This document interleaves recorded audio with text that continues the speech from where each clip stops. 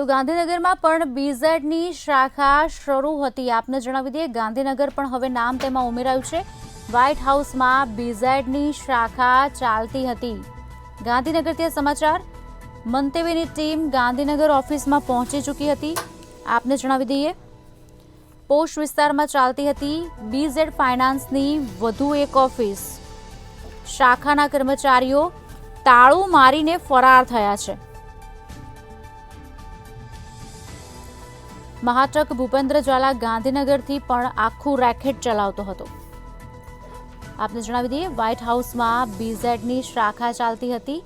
મહાઠગ ગાંધીનગરમાં આ ઓફિસ ચલાવતો હતો, જે તેના પણ ત્યાં પાટિયા હવે પડી ચૂક્યા છે। ટીમ તાળું મારીને ફરાર થઈ ચૂકી છે।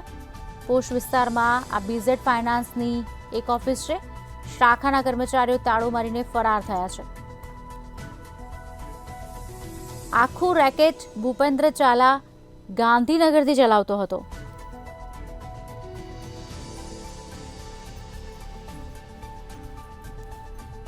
આપને જણાવી દઈએ, ગાંધીનગર વધુ એક નામ નોંધાઈ ચૂક્યું છે। અરવલ્લી, મેઘરજ, મોડાસા, હિંમતનગર, વડોદરા અને હવે ગાંધીનગર। ગાંધીનગરના પોશ વિસ્તારમાં આ બીઝેડ ફાઇનાન્સની એક ઓફિસ વધુ શરૂ હતી। શાખાના કર્મચારીઓ તાળું મારીને ફરાર થયા છે। હવે તે ઓફિસ પણ બંધ છે। મહાઠગ ભૂપેન્દ્ર ઝાલા ગાંધીનગરથી આખું રેકેટ ઓપરેટ કરતો હતો, જો કે તે પણ હવે ભૂગર્ભમાં છે અને નેપાળ તરફ ભાગ્યો હોવાના સમાચાર મળી રહ્યા છે। વ્હાઇટ હાઉસમાં બીજે ફાઇનાન્સની એક ઓફિસ પણ કાર્યરત હતી। આ કાર્યરત ઓફિસની અંદર જો જોવા જઈએ તો ઓફિસ કેટલા દિવસથી કેટલા સમયથી બંધ છે તેની કોઈ હજુ માહિતી મળી નથી, પરંતુ અહીંયા સિક્યુરિટી ગાર્ડ છે। આ ઓફિસ કેટલા દિવસથી બંધ હતી અને ઓફિસ ક્યારે બંધ થઈ ને કેટલા દિવસ ખુલ્લી હતી? કાલના જોવા નહીં મળતા। અચ્છા, પરમ દિવસે લગભગ એમનો સ્ટાફ હતો ખરો, કાલના દેખાતા બિલકુલ કાલના દેખાતા નથી। તો આ ઓફિસની અંદર કેવા પ્રકારનું ચહલ પહલ હતી, કેટલો સ્ટાફ હતો? એ તો આપણને ખબર નહીં। આપણે નીચે બેસીએ, બધા આવતા જતા હોય, કેટલો સ્ટાફ જેવું કે આપણને ખ્યાલ નહીં। અને આ ઓફિસ કેટલા દિવસથી બંધ છે? એ જોવો ને, કાલથી તો મેં જોયા નહીં, હવે આગળથી બંધ હોય તો ખ્યાલ નહીં આપણે। જે બિલકુલ આ ઓફિસ કેટલા દિવસથી બંધ છે તેના માટે પણ એક નવી અસમંજસ ઊભી થઈ છે। સીઆઈડી ક્રાઇમ અત્યારે આ ઓફિસના લેભાગો જે મુખ્ય સૂત્રધાર છે તેને પકડવા ચક્રો ગતિમાન કરે છે। તો અલગ અલગ મેગા શહેરોની અંદર જે ઓફિસો કાર્યરત કરીને લોકોને ઠગવાનું કામ કરતો હતો આ શખ્સ, તેને પકડવા માટે અત્યારે હાલ પોલીસે તજવીજ હાથ ધરી છે। પરંતુ આ ઓફિસ ખૂબ પોશ વિસ્તાર એટલે કે ગાંધીનગર સેક્ટર 11ની અંદર વ્હાઇટ હાઉસની અંદર ઓફિસ છે। આ ઓફિસની અંદર અનેક ફાઇનાન્સ ઓફિસો તેમજ અનેક પ્રાઇવેટ તેમજ ખાનગી બેન્કો પણ છે। ત્યારે આવી જગ્યા ઉપર પણ આ ઠગ બેફામ રીતે લોકોને ઠગતો હતો, જેને પકડવા હવે પોલીસે કવાયત શરૂ કરી છે।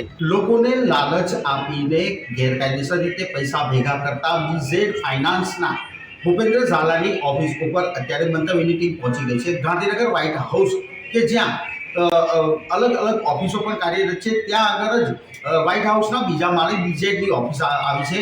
આ ઓફિસ અત્યારે હાલ લોક મારી દેવામાં આવ્યું છે। અત્યારે હાલ આ ઓફિસ બાબતે કોઈ પણ કંઈ કહેવા તૈયાર નથી। આપણે ખાસ જણાવી દો કે સીઆઈડી ક્રાઇમ ગાંધીનગરે તાજેતરમાં જ બીઝેડ ફાઇનાન્શિયલ સર્વિસના જે ગેરકાયદેસર રીતે નાણાં પડાવવાની સ્કીમો ઉપલબ્ધ કરાવતા હતા અને આ ફાઇનાન્સ સર્વિસના આધારે અનેક શિક્ષકોને પણ આ ઠગ્યા છે।